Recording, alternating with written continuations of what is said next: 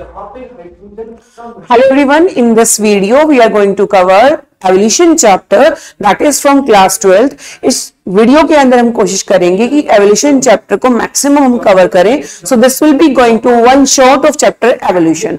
Evolution means evolutionary biology. Evolutionary biology का मतलब होता है कि आप स्टडी करते हो डिफरेंट लाइफ फॉर्म्स को आपकी अर्थ के लिए. तो डिफरेंट स्टडी फॉर्म्स को अर्थ पे स्टडी करना is known as evolutionary biology. Stellar distances जो है वो हमेशा मेजर किए जाते हैं लाइट ईयर्स में, ये आपको ध्यान रखना चाहिए. एक्सप्लोजन की यहाँ बात की हुई है कि यूनिवर्स जो है, अर्थ जो है वो किस तरह से फॉर्म हुई, उसका ओरिजिन किस तरह से हुआ. यहां पर एक बिग बैंग एक्सप्लोजन की बात की गई है. बिग बैंग एक्सप्लोजन क्या कहता है कि there is a singular huge explosion, एक बड़ा सा धमाका हुआ जिसकी वजह से आपका यूनिवर्स और अर्थ फॉर्म हुई. तो यूनिवर्स जो है वो माना जाता है कि 20 बिलियन साल पहले हुआ है, और ओरिजिन ऑफ अर्थ की हम बात करें तो माना जाता है कि 4.5 बिलियन ईयर्स पहले हमारी अर्थ जो है वो ओरिजिन हुई है. अब इसमें देखें कि जो आपका यूनिवर्स है उसके फीचर्स क्या है. It comprises of different clusters of galaxies. यहाँ पे गैलेक्सीज हैं बहुत सारी, उसके क्लस्टर्स हैं. लेकिन यहाँ पे जो गैलेक्सी है that is milky way Galaxy, जिसके अंदर हमारा सोलर सिस्टम है. अकॉर्डिंग सोलर सिस्टम, ये सोलर सिस्टम के अंदर है. मिल्की वे गैलेक्सी के अंदर जो है, इसके अंदर जो है हमारी अर्थ को माना जाता है. उसके बाद एक्सप्लोजन हुआ, एक्सपेंशन हुआ यूनिवर्स का. एक्सप्लोजन की वजह से एक्सपेंशन हुआ यूनिवर्स का. अब ये एक्सपेंशन यूनिवर्स का कैसे हुआ, देखो. इवेंट्स आफ्टर यूनिवर्स के एक्सपेंशन के बाद क्या क्या इवेंट्स हुए. क्वेश्चन हमारा ये आ जाए तो हम लिखेंगे टेम्परेचर डिक्लाइंड. बेटा एक्सप्लोजन क्यों हुआ, बड़ा धमाका इसलिए हुआ जैसे वोल्केनोज होते हैं, बहुत सारी एनर्जी जो है उनके अंदर हो जाए तो वो एक्सप्लोजन की फॉर्म में बाहर आते हैं. इसी तरह से इतनी सारी एनर्जी, इतना ज्यादा टेम्परेचर राइज होने की वजह से एक बड़ा धमाका हुआ जिसकी वजह से हमारा यूनिवर्स जो है वो एक्सपेंड हुआ. इसके बाद क्या हुआ, अब टेम्परेचर हाई था तो एक धमाका हो गया. तो टेम्परेचर जो है यहाँ पे हो जाता है कब, टेम्परेचर डिक्लाइंस. यहाँ पर हाइड्रोजन और हीलियम जो है वो फॉर्म हुआ. गैसेस जो है वो सारी कंडेंस हो गई, इकट्ठी हो गई. Galaxies of the present day form, जो आज के टाइम हम गैलेक्सी देखते हैं वो इसी वजह से हमारी बनी है. किसकी वजह से, एक्सपेंशन की वजह से. किसके एक्सपेंशन की वजह से, यूनिवर्स के एक्सपेंशन की वजह से.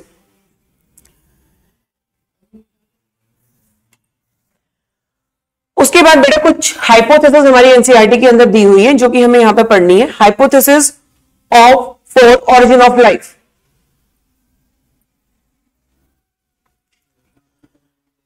Origin of life on early अर्थ, पहले की जो अर्थ थी उस पे लाइफ किस तरह की थी वो हमें यहां डिस्कस करना है. माना जाता है कि there was no atmosphere existed on early earth. जो पहले की अर्थ थी वहां पे एटमॉस्फेयर नहीं था, एटमॉस्फेयर का ब्लैंकेट जैसी कोई चीज नहीं थी. Water vapours, methane, carbon dioxide, ammonia, ये सारी मोल्टन मास जो था, जो कि सरफेस, अर्थ का जो सरफेस था उसने कवर किया हुआ था. क्योंकि सबसे पहले मैंने आपको बताया कि बिग बैंग एक्सप्लोजन हुआ धमाके की वजह से. धमाका क्यों हुआ, क्योंकि बहुत सारी हीट एक जगह पे कन्वर्ज हो चुकी थी और वो डाइवर्ज हुई. टेम्परेचर कम हुआ, बहुत सारी गैसेस कंडेंस्ड हुई, बहुत सारी गैसेस बनी भी वहां पर. उसकी वजह से कुछ चीजें जो है यहाँ पर हमें देखी गई. मोल्टन मास की वजह से जो सरफेस एरिया था, अर्थ का जो सरफेस था उसके ऊपर गैसेस थी, और वहां पर क्या क्या आया हमारे पास, water vapours, methane, carbon dioxide and ammonia. ये सारी चीजें रिलीज हुई हैं मोल्टन मास से. After that water, UV radiation थी, क्योंकि ब्लैंकेट नाम की कोई चीज नहीं है, सन रेज आ रही है, यूवी रेडिएशन भी आ रही है, तो उसकी वजह से H2 और O2 स्प्लिट हो चुके हैं वाटर से. NH3 यानी कि अमोनिया, मिथेन, ऑक्सीजन की प्रेजेंस में बना रही है कार्बन डाइऑक्साइड, वाटर और बहुत सारे अदर कंटेंट. देखिए अब ऑर्गेनिक मॉलिक्यूल जो है वो फॉर्म होने शुरू हो गए थे, जिसकी वजह से हमारे माइक्रो मॉलिक्यूल या हम बात करें बायो मॉलिक्यूल वो बनने स्टार्ट हुए. और बायो मॉलिक्यूल बनने से एक सेल बना, सेल बनने से टिश्यू बना, टिश्यू बनने से organ, and then organ system और ऑर्गेनिजम्स जो है वो बनने स्टार्ट हो गए. चलिए, water vapour falls as rain to fill the depression and form oceans. ध्यान से समझिए, क्या माना जाता है कि एक बड़ा धमाका हुआ था जिसकी वजह से अर्थ पे जो है वो गड्ढे हो गए. जैसे ही बारिश हुई उन गड्ढों में फिल हो गया पानी, जिससे हमारे समुद्र बने हैं, ऐसा माना जाता है. तो ये है हमारा hypothesis for origin of life on early earth. Early अर्थ पे लाइफ कैसे बनी है, कैसे फॉर्म हुई है, ये सब हमने यहाँ पे डिस्कस किया. नेक्स्ट है origin of life. Life actually origin किस तरह से हुई थी, कैसे हुई थी।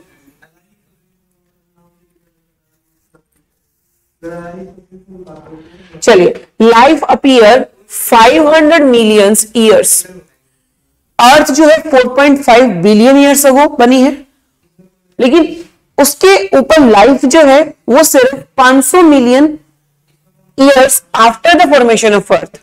4.5 बिलियन अर्थ फॉर्म हुई थी, 500 मिलियन के बाद, अर्थ फॉर्मेशन के 500 मिलियन के बाद लाइफ ओरिजिनेट हुई है, यानी कि हम बात करेंगे 4 billion years ago. First non cellular forms of life कैसे थी, कब बनी? It probably originated 3 billion years ago.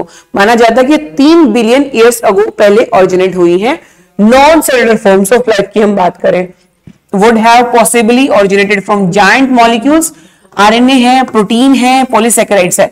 Biomolecules बनना स्टार्ट हुए, वो कंजस्ट हुए तो ऑर्गेनिज्म बनना स्टार्ट हुए। These capsule produced their molecules perhaps, जिससे मॉलिक्यूल्स बनना स्टार्ट हो चुके थे। These are just hypothesis, right?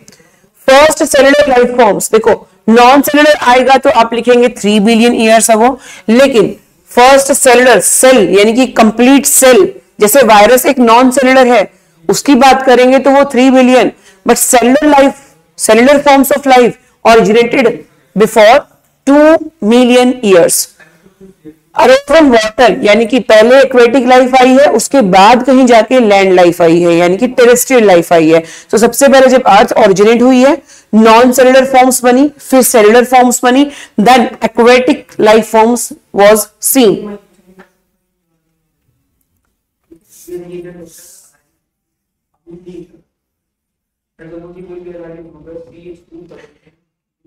Next है इंपॉर्टेंट पॉइंट्स, मैंने यहाँ पे नोट्स में लिखने की कोशिश की है। इंपॉर्टेंट पॉइंट्स सारे एनसीईआरटी से ही उठाए गए हैं, तो एनसीईआरटी रीडिंग ही हम यहाँ पर कर रहे हैं। एनसीईआरटी का कोई भी पॉइंट यहाँ पे स्किप नहीं है जो कि इंपॉर्टेंट था। तो ज्यादा आपको एनसीईआरटी को डिटेल में नहीं पढ़ पा रहे हो, इन नोट्स को ग्रैब करो, एक बार एनसीईआरटी को भी पढ़ लेना, लेकिन लर्न जो करना है आपने वो इन नोट्स को आप कर सकते हैं। This version of biogenesis, biogenesis का मतलब होता है formation of living forms. The first form of life arose slowly through the evolutionary forces from non-living molecules is accepted by majority। जो ये हाइपोथेसिस थी जिसका कहना था कि लाइफ जो है नॉन सेलुलर फॉर्म से आई है, फिर सेलुलर फॉर्म बना है और फिर एक ऑर्गेनिज्म बना है, वही मेजॉरिटी ने एक्सेप्ट किया है। मेजॉरिटी ऑफ साइंटिस्ट ने, मेजॉरिटी ऑफ पीपल ने इसी बेस को, इसी बायोजेनेसिस प्रोसेस को एक्सेप्ट किया है। नेक्स्ट कुछ थ्योरीज आपने पढ़नी है और 101% एक क्वेश्चन आपका थ्योरी से देखा जाएगा, हर साल देखा जाता है, तो इस साल भी होप्सो की क्वेश्चन जो है यहां से आना है, तो इसको ध्यान से समझिएगा। सबसे पहले थ्योरी आप पढ़ते हैं स्पेशल क्रिएशन, जिसमें भगवान की बात की गई है। क्या बोला गया है कि जो भी बना है वो एक स्पेशल पावर से बना है, राइट? तो स्पेशल पावर मतलब भगवान ने बनाया है सब कुछ, और जैसा था वैसा ही है और आगे भी वैसा ही रहने वाला है। तो स्पेशल क्रिएशन थ्योरी क्या कहती है? It is having the conventional religious literature, ये रिलीजियस पॉइंट ऑफ व्यू से आई है। All living organisms that we see today were created as such। इसका कहना है कि जो भी लिविंग ऑर्गेनिजम्स हम आज के दिन देख रहे हैं वो इस तरह से ही बनाए गए थे, ऐसे ही बने थे और सालों बाद भी ऐसे ही रहने वाले हैं। ना तो पहले कुछ चेंज हुआ था, ना ही आज कुछ चेंज होने वाला है, जो कि बिल्कुल गलत है according to me. So diversity was always the same since creation and will be the same in future also। Earth is only 4000 years old। इनका कहना है कि अर्थ जो है सिर्फ 4000 साल पुरानी है, इससे ज्यादा पुरानी नहीं है। अदरवाइज हम क्या बोल रहे थे? 4.5 बिलियन ईयर्स अगो अर्थ का ओरिजिन जो है हो चुका था। तो इस थ्योरी को तो आज के टाइम हम एक्सेप्ट नहीं करते हैं। उसके बाद कॉस्मोजोइक थ्योरी यानी कि पेंसपर्मिया थ्योरी। पेंसपर्मिया थ्योरी क्या कहती है कि कोई एक स्पर्म या कोई एक सीड, स्पर्म मीन सीड, कुछ इस तरह से कहीं से बाहर से आया और जो यहाँ पे ओरिजिनेट होने लग गया, जो रिप्रोड्यूस किया और जिससे लाइफ फॉर्म हुई। तो panspermia cosmozoic theory early Greek thinkers ने यानी कि एस्ट्रोनॉमर्स ने दिया था। उनका कहना था कि लाइफ जो है that came from outer space, ये कहीं बाहर से आई है, यहां से नहीं है। यूनिट्स ऑफ लाइफ जिसको हम स्पोर बोलेंगे वो transfer to different planets including Earth. अलग अलग प्लैनेट्स पे ये ट्रांसफर हुई इंक्लूडिंग अर्थ, अर्थ पे अच्छे से रिप्रोड्यूस किया क्योंकि एटमॉस्फेयर कुछ ऐसा था और चीजें जो है यहाँ पे ओरिजिन होने लग गई। इसको भी हम एक्सेप्ट नहीं करते हैं। Next, spontaneous generation theory.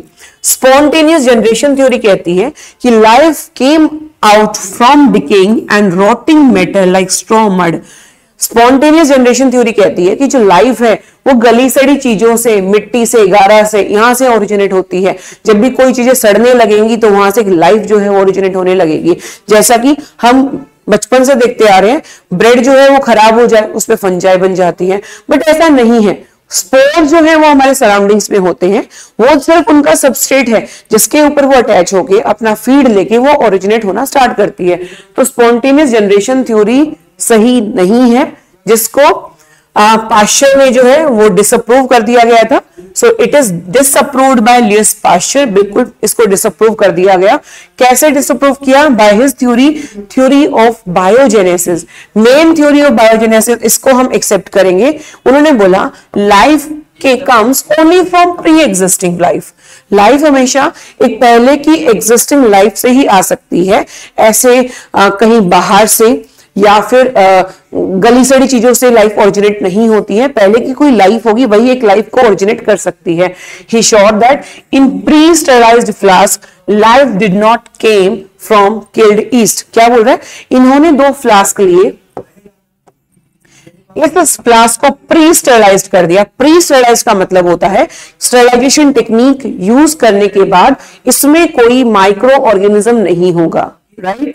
कोई भी माइक्रो ऑर्गेनिज्म इस फ्लास्क के अंदर नहीं है। लेकिन यहाँ पे हमने किल्ड ईस्ट डाला है, ईस्ट को मार के डाला है। यहाँ पे भी हमने किल्ड ईस्ट डाला, लेकिन यहाँ पे माइक्रो ऑर्गेनिजम्स या कोई भी ऑर्गेनिज्म एंटर कर सकता है और जा सकता है। तो 2 फ्लास्क लिए पाश्चर ने, एक है प्री स्टेरलाइज्ड फ्लास्क और दूसरा है there is no sterilisation in the flask. In both of them we have placed killed yeast. Yeast को मार के इनमें डाल दिया गया, बट बाद में देखा गया कि यहाँ पे लाइफ ओरिजिनेट हो गई है और यहाँ पे कोई लाइफ ओरिजिनेट नहीं हुई है। तो लाइफ यदि मरी हुई चीजों से, गली सड़ी चीजों से आनी होती तो यहां भी आ जाती, बट ऐसा नहीं हुआ। So that is disapproving the spontaneous generation theory.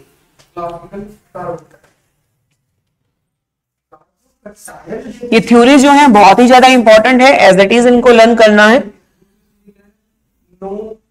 Next, Oparin Haldane hypothesis of chemical evolution, most important. इसको हम मार्क करेंगे। बोर्ड एग्जाम्स में भी काफी बार इसको देखा गया है और नीट एग्जाम में भी यहां से क्वेश्चन बहुत बार आता है।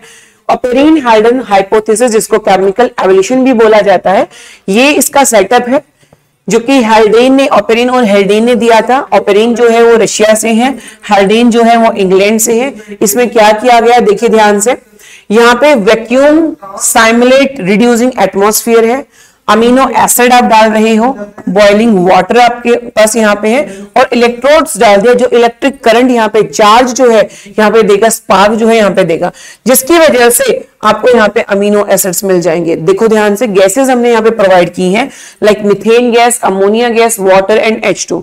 ये सारे कंपोनेंट्स मिलके एक मॉलिक्यूल बना रहे हैं जिसका नाम है अमीनो एसिड। बायोमॉलिक्यूल है अमीनो एसिड, और इन बायोमॉलिक्यूल से एक ऑर्गेनिज्म जो है वो भी ओरिजिनेट हो सकता है। तो ध्यान से पढ़ेंगे इसको।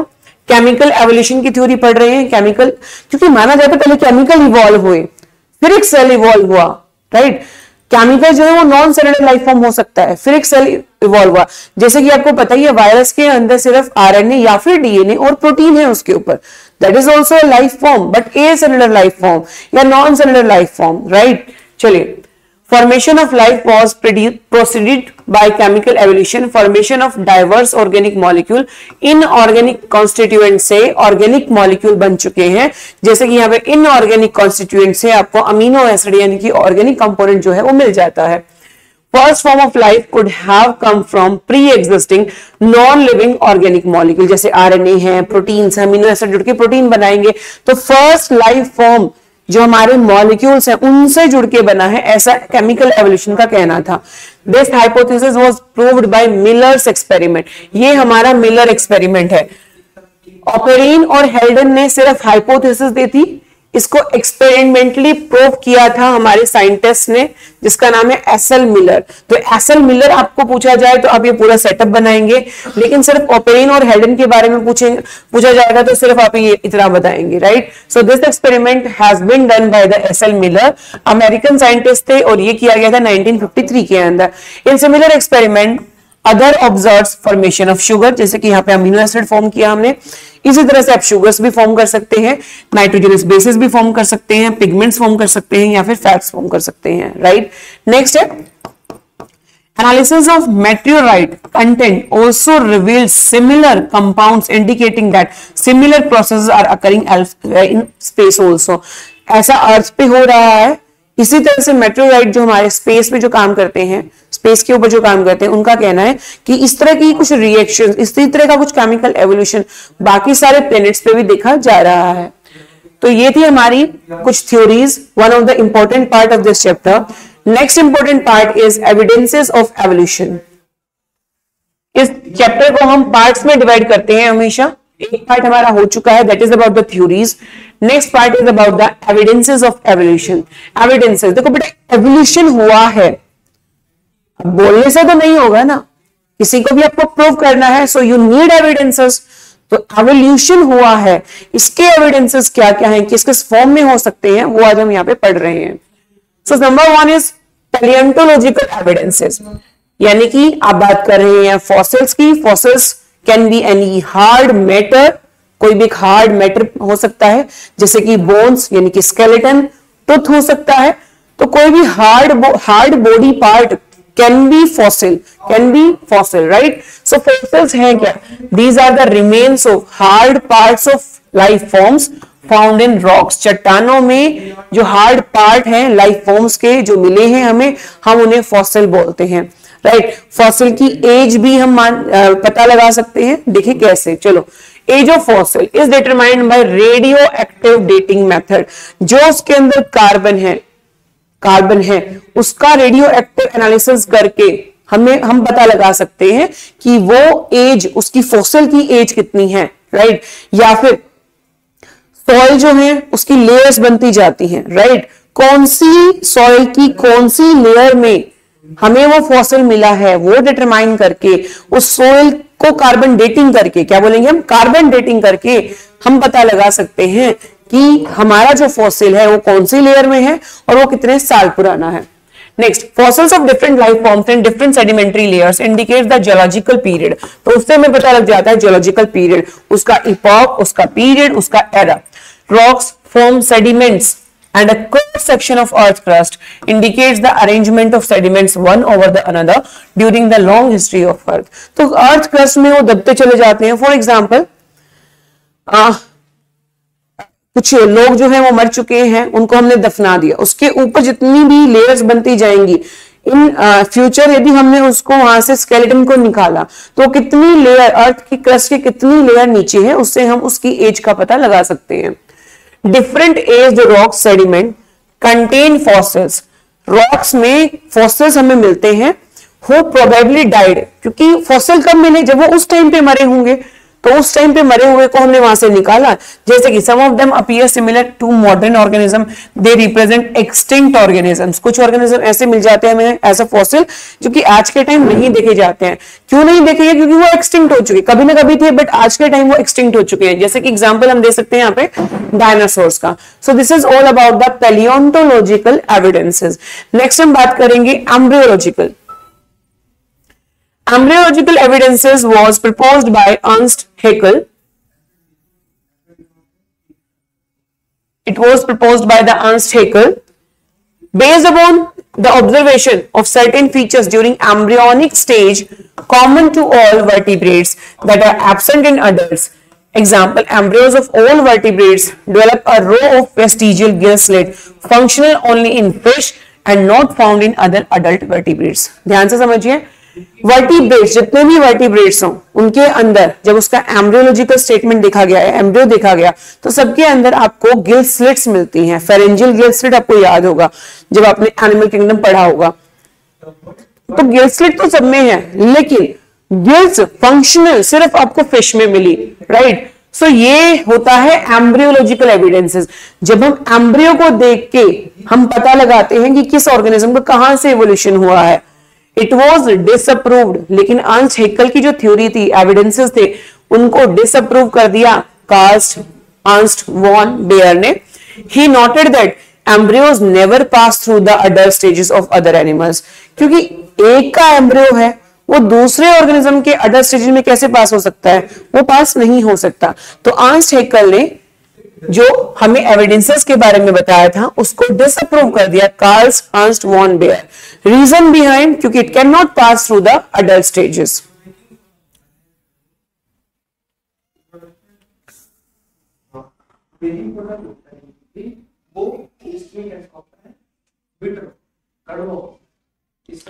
नेक्स्ट है morphological and anatomical evidences. Another important topic, morphological यानी कि एक्सटर्नल कैरेक्टर्स, एनाटॉमिकल यानी कि इंटरनल कैरेक्टर्स। तो वो एविडेंसेस कैसे हो सकते हैं, देखिए हमने यहाँ पे दो चीजें लिखी हैं। Number 1 is homologous organ, number 2 is analogous organ.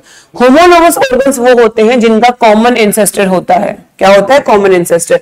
But similar, देखो एनाटॉमिकल स्ट्रक्चर सिमिलर है क्योंकि एंसेस्टर सेम है, but developed along different direction, अलग अलग डायरेक्शन में चले गए हैं। अडेप्टेशन उन्होंने ले लिए, नीड के अकॉर्डिंग उनके फंक्शन जो है वो बदल चुके हैं, right. So functional perform different, same ancestor, functions are different due to the need, due to the adaptation is known as homologous. इससे उल्टा हो जाएगा आपका एनालोगस। एनालोगस के अंदर क्या देखा, there is no common ancestry but the functions are same here, functions are similar here, not similar. Anatomical structure same नहीं है but resulted in selection of similar adaptive features in different groups of organisms, thus evolving for the same function। लेकिन वही need एक थी सबकी, तो उनका same function जो है उन्होंने वो अडेप्ट कर लिया। सो देखिए ध्यान से समझिए, कॉमन एंसेस्टर चले लेकिन फंक्शन हो गए डिफरेंट, तो इसको हम बोलेंगे डाइवर्जेंट। लेकिन एनालोगस में क्या देखा हमने, एंसेस्टर्स वर नॉट सेम, अलग अलग एंसेस्टर से आ रहे हैं लेकिन फंक्शन इज सेम, तो हम बोलेंगे convergent evolution. So divergent evolution we will give example of homologous, convergent evolution we will give example of analogous organ। so here we are having some examples over there also, जो कि आपको aptitude learn करने हैं। Question जो है वो आएगा example से। लास्ट टाइम भी क्वेश्चन जो है बोर्ड्स के अंदर देखा गया था, that was from this diagram. NCERT में जितने भी डायग्राम दिए हुए हैं उनको ध्यान से हम देखेंगे। डाइवर्जेंट का एग्जांपल देखते हैं हम पहले। देखिए डाइवर्जेंट, थॉर्न, कांटा है ना बोगेनविलिया के अंदर, thorn of bougainvillea and tendril of Cucurbita, ancestor same है दोनों के, है ना। देखो यहाँ पे भी तो ये टेंड्रिल में कन्वर्ट हो चुका है, राइट। सो ये तो कांटे में चेंज हो चुका है, ये टेंड्रिल में चेंज हो गया। क्लाइंब करना है इसको, क्लाइंबिंग प्लांट है, क्लाइंबर्स हैं ये। Functions are different but same ancestors were there. Next है हमारे पास फोर लिम्स ऑफ वर्टिब्रेट्स। ये मैन के फोर लिम्स है, चित्ता के फोर लिम्स है, व्हेल के फोर लिम्स है, बैट के फोर लिम्स है। फंक्शंस आर डिफरेंट बट थे तो फोर लिम्स ना, अलग अलग फंक्शंस इन्होंने अडेप्ट कर लिए हैं, राइट। नेक्स्ट है हमारे पास कॉन्वर्जेंट एवोल्यूशन। प्लेसेंटल मैमल्स की बात करें, ऑस्ट्रेलियन मार्सुपिल्स की बात करें, they are having same functions but different ancestors. Next और भी बहुत सारे एग्जांपल्स हैं हमारे पास, एनसीईआरटी से भी हम सारे एग्जांपल्स को लर्न करेंगे। मोस्ट ऑफ द एग्जांपल्स जो है मैंने इन नोट्स में लिख दिए हैं। चलिए next, vertebrate heart, vertebrates brain, right. Origin और फंक्शन अब यहां देख सकते हैं कितना इसके अंदर सिमिलरिटी है, कितना डिफरेंसेस है। Wings of butterfly, birds, butterfly भी उड़ने के लिए और विंग्स जो है हमारे बर्ड्स के भी उड़ने के लिए है। Eyes of octopus and mammals, origin is totally different here. Flippers of penguin, dolphin, origin is different but functions are same. Sweet potato, दोनों का काम है क्या करना, फूड को स्टोर करना, बट एक है रूट मॉडिफिकेशन और दूसरा है stem modification. So this is all about the evidences, right. Next evidences की हम बात करें, देखो एविडेंसेस हमने बहुत सारे तरह के पढ़े, हमने यहाँ पर नेक्स्ट एक टॉपिक है हमारे पास, that is molecular homology. Molecular homology का मतलब है कि मॉलिक्यूल्स में सिमिलरिटी है, होमो मतलब सेम मॉलिक्यूल्स हैं, सेम कॉन्स्टिट्यूएंट्स हैं। अधिकतर ऑर्गेनिजम्स के अंदर केमिकल कंपोजिशन यानी कि सेल के कॉन्स्टिट्यूएंट सिमिलर देखे गए हैं, but having the different functions over there. So same कहने का मतलब क्या है यहाँ पे, जितनी ज्यादा केमिकल्स में, सेल के केमिकल्स में सिमिलरिटी होगी, उतना ज्यादा उनका इंसेसर सेम होना हो सकता है, उतने चांसेस जो है वो बढ़ जाते हैं वहां पर। सो मॉलिक्यूलर होमोलॉजी हमें क्या कहती है, similarities in proteins and genes performing a given function among diverse organisms. क्या इंडिकेट करता है बेटा, कॉमन एंसेस्ट्री को इंडिकेट करता है। ये जो बायोकेमिकल यानी कि लिविंग कॉन्स्टिट्यूएंट्स में जो सिमिलरिटीज हैं, point the same shared ancestry, ये क्या शो करता है कि जितनी ज्यादा सिमिलरिटीज आपके बायोमॉलिक्यूल्स में होगी, उतना ज्यादा आप सेम एंसेस्टर जो है वो शेयर करते हैं, right? So this is about the molecular homology. Next topic is about the adaptive radiations.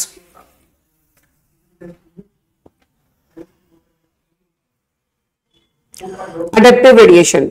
अब adaptive radiation क्या है उसको समझते हैं। The process of evolution of different species in a given geographical area, starting from a point and literally radiating to other areas of geography.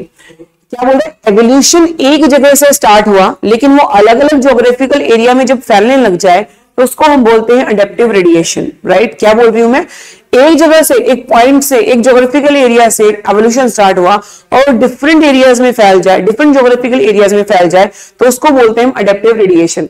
So the process of evolution of different species, अलग अलग species का evolution एक geographical area में start हुआ, from a point, एक point से, and literally radiating, फैल गया है, रेडिएट हो गया to the other areas, other habitats. It is known as adaptive radiation. So we are having here examples also.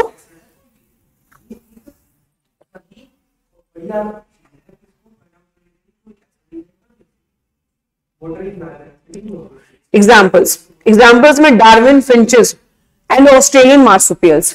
Darwin finches की हम बात करें, डार्विन ने वहां पे एक बर्ड था गैलापागोस आइलैंड में, जब वो विजिट कर रहे थे तो वहां पे बर्ड्स को देखा उन्होंने कि बर्ड्स की जो बीक है उसमें चेंज देखा गया, बर्ड्स की बीक में जो है चेंज देखा गया due to the seed eating habit, right. So small black birds थे, फिंचेस जो है, they are the small black birds evolve from seed eating birds.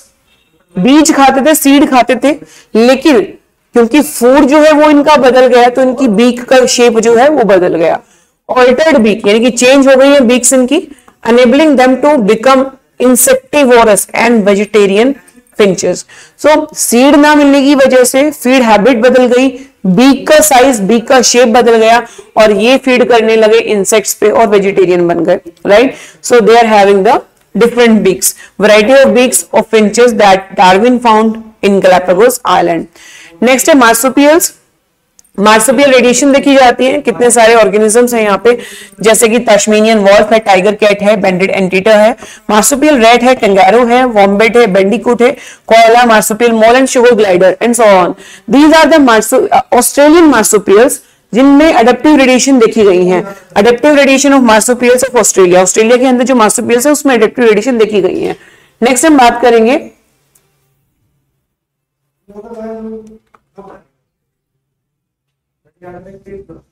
इसको रब कर लेते हैं ताकि क्लियरली हमें विजिबल हो चीजें। चलिए अब हम बात करेंगे कॉन्वर्जेंट एवोल्यूशन की, राइट। कॉन्वर्जेंट एवोल्यूशन क्या है, जब एक ही ज्योग्राफिकल एरिया में आपको एक से ज्यादा एडेप्टिव रेडिएशन देखी जाए तो उसको हम बोलते हैं कॉन्वर्जेंट एवोल्यूशन। क्या कहता है, when more than one adaptive radiation appear to have occurred in an isolated geographical area, एक ऐसा एरिया जो आइसोलेटेड है बाकी सब चीजों से और उसके अंदर एक से ज्यादा अडेप्टिव रेडिएशन देखी गई तो उसको हम बोलते हैं कॉन्वर्जेंट एवोल्यूशन। एग्जाम्पल की हम बात करें, प्लेसेंटल मैमल्स और ऑस्ट्रेलियन मार्सुपियल्स एक ही जगह पे देखा गया, इतने सारे इसके अंदर ऑर्गेनिजम्स हैं जैसे कि mole, marsupial mole, anteater, numbat, mouse, marsupial mouse, lemur, spotted cuscus, flying squirrel, flying phalanger, bobcat, Tasmanian tiger cat, wolf, Tasmanian wolf. तो एक से ज्यादा जब भी एडेप्टिव रेडिएशन एक ही आइसोलेटेड ज्योग्राफिकल एरिया में देखी जाएंगी तो हम उनको बोलेंगे convergent evolution. So this is about the some theories, some examples of evolution, some fossils की हमने यहां पे बात की। चलिए नेक्स्ट है theories for the evolution of life forms. Theories दी हुई हैं अलग अलग लाइफ फॉर्म्स के लिए हमें। सबसे पहले जो थ्योरी है that is Lamarck's theory of evolution. Lamarck theory हमें कहती है, इट वाज, सबसे पहले हम पढ़ेंगे, it was given by the French naturalist Lamarck. Lamarck theory Lamarck ने दी होगी, ऑफ कोर्स आराम से लर्न हो जाएगा। तो इसके मेन पोस्टुलेट्स क्या हैं? देखो ज्यादा डीप में पढ़ने की जरूरत नहीं है, एनसीईआरटी में बहुत कुछ लिखा हुआ है। मेन पॉइंट्स को पिक करो, क्योंकि अब लास्ट टाइम चल रहा है बेटा, चाहे आप सीबीएसई की बात करो, चाहे आप नीट एग्जाम की बात करो, राइट। मई में आपका एग्जाम हो जाना, बहुत ज्यादा टाइम आपके पास है नहीं। मेन चीजें फटाफट से पिक करो, अब भी आप अपना नीट और अपना बोर्ड एग्जाम बहुत अच्छे से क्लियर कर सकते हैं। So main postulate French naturalist यानी कि लेमार्क ने दिए कि भाई कोई भी ऑर्गन, कोई भी ऑर्गेनिज्म या ऑर्गेनिज्म अपने ऑर्गन को उसके यूज पे या डिसयूज के बेसिस पे इवॉल्व करता है। जितना एक ऑर्गन डिसयूज होगा यानी कि काम में नहीं आएगा, वो उतना ज्यादा इवॉल्व नहीं होने वाला, और जिस ऑर्गन को जितना ज्यादा यूज करोगे उसके अंदर इवोल्यूशन उसी बेसिस पे हो जाता है। सो मेन पोस्टुलेट्स है, number 1 use and disuse of organ, number 2 inheritance of acquired character.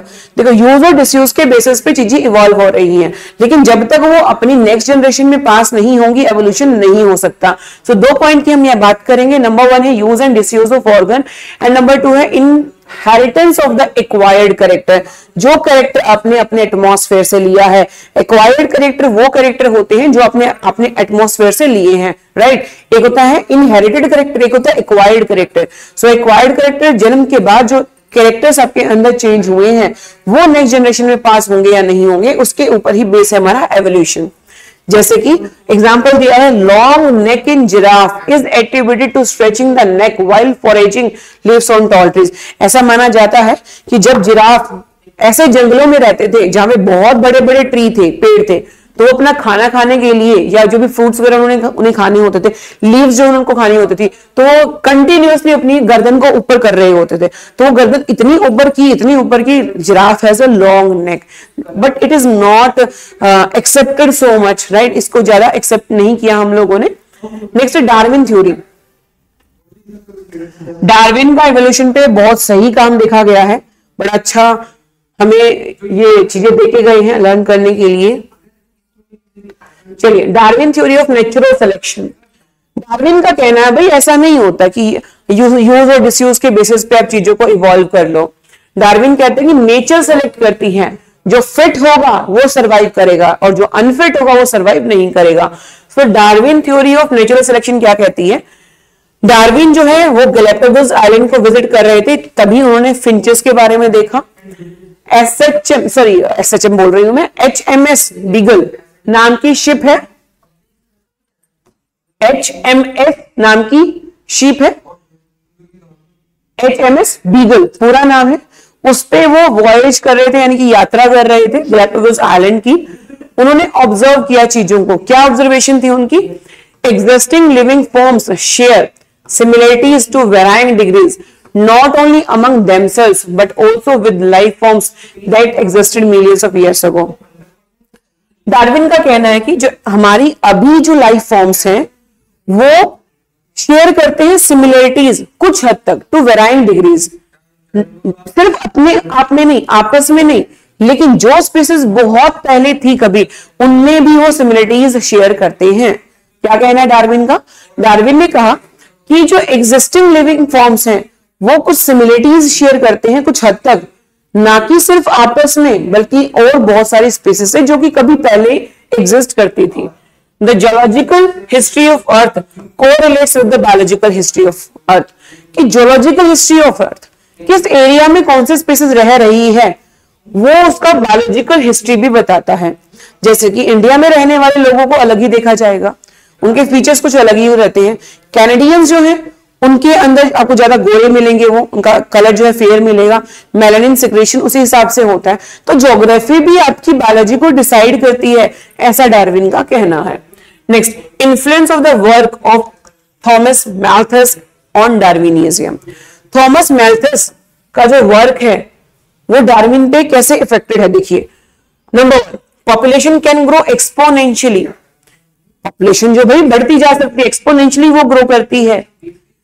लेकिन there are limited resources. Population में जब आप कर्व ड्रॉ करोगे तो एक स्ट्रेट लाइन ना आके ऐसे शेप कर्व देखी जाएगी, क्योंकि जैसे ही रिसोर्सेज लिमिटेड होंगे पॉपुलेशन की जो ग्रोथ है वो रुकनी होगी। Nature keeps control and check on population size which are hence nearly stable. किसी भी एक ऑर्गेनिज्म को नेचर बढ़ने नहीं देता है एक बहुत बुरी हद तक। जैसे ही वो अपने एक स्टेबिलिटी से आगे बढ़ेगा, एक पॉइंट से आगे बढ़ेगा, एक एक्सपोनेंशियल वैल्यू से आगे बढ़ेगा, उसको मरना होगा या उसका नंबर जो है वो चेक में रहेगा, राइट। जो हमारा फूड वेब है, क्योंकि हम सब एक दूसरे के ऊपर बेस्ड हैं, तो वो नेचर जो है वो एक चेक रखता है उसके ऊपर कि इतना ही आप बढ़ सकते हो, उससे ज्यादा आप नहीं बढ़ सकते। सो डार्विन ने अपने पोस्टुलेट्स दिए। इन सभी बातों को ध्यान में रखते हुए डार्विन ने कहा,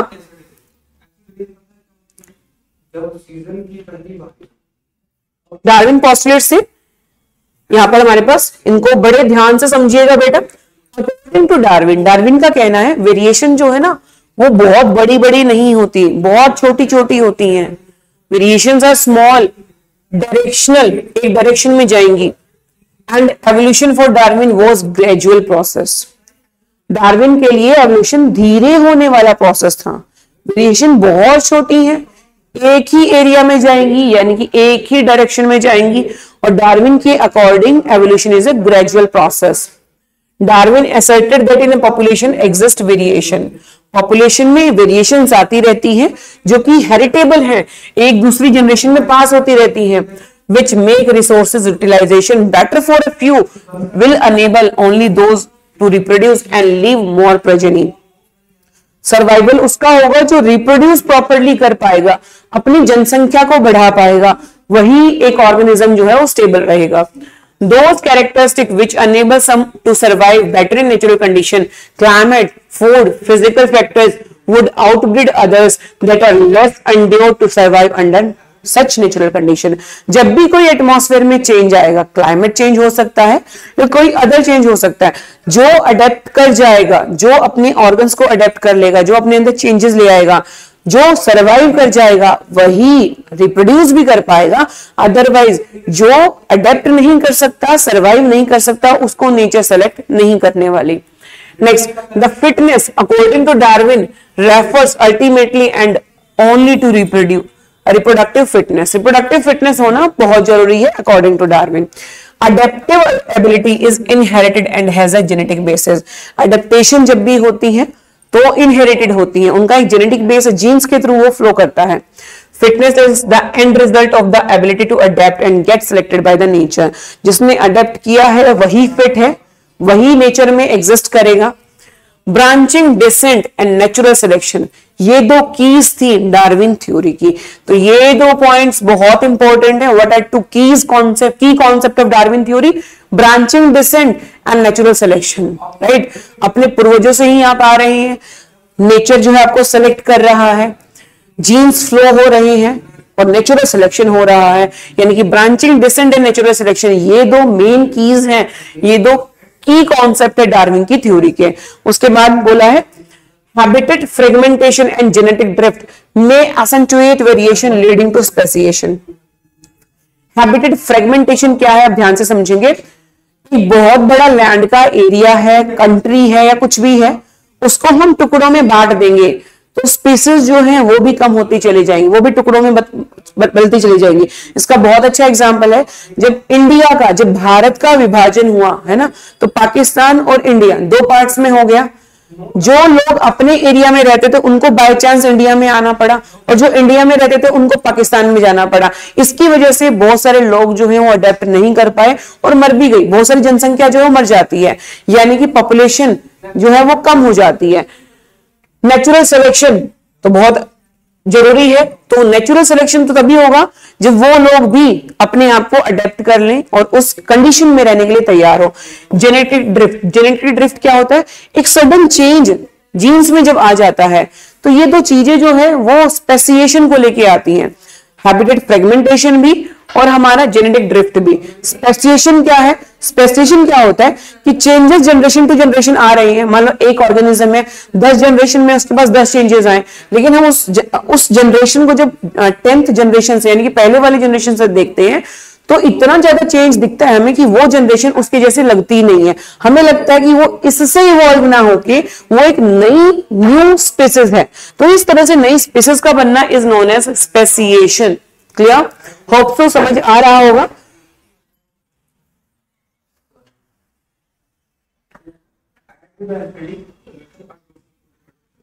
नेक्स्ट है वीकनेस ऑफ डार्विनिज्म। डार्विन ने बहुत अच्छी चीजें बताई, लेकिन कुछ वीकनेसेस हैं यहाँ पे जो हम पढ़ेंगे।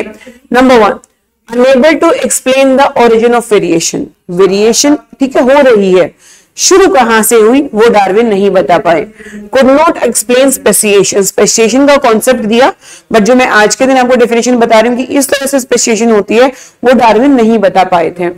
Ignored work done by Mendel. बहुत बड़ा इन्होंने गलती कर दी है यहाँ पे कि मेंडल के काम को भाई तुम कैसे नेग्लेक्ट कर सकते हो when you are doing work on such experiments or such concepts. Next है बेटा म्यूटेशन थ्योरी। पता है भाई बहुत बोरिंग चैप्टर है, लेकिन पढ़ना होगा, अच्छे खासे मार्क्स का आने वाला है और ध्यान से समझोगे तो कुछ बोरिंग नहीं है, चीजें लर्न करनी है, समझनी है आपने।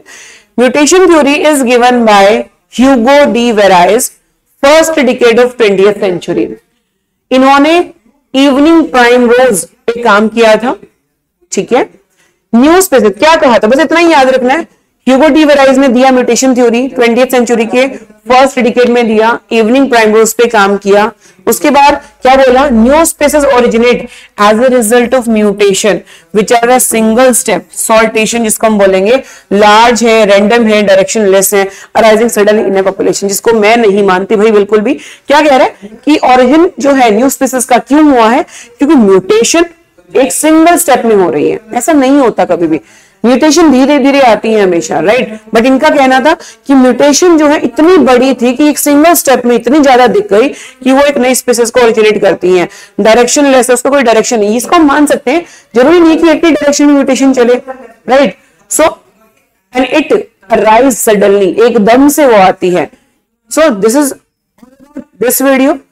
In the next part we will cover the whole chapter, यानी कि जो जितने भी टॉपिक्स हमारे चैप्टर के रह गए हैं नेक्स्ट वीडियो में हम होप्सो कवर करेंगे। तो इतना आप पढ़ लीजिए, इसके क्वेश्चन जो हैं वो आपको मिल जाएंगे। You can leave the message in the comment box also so that we can provide you the questions also. Thanks a lot.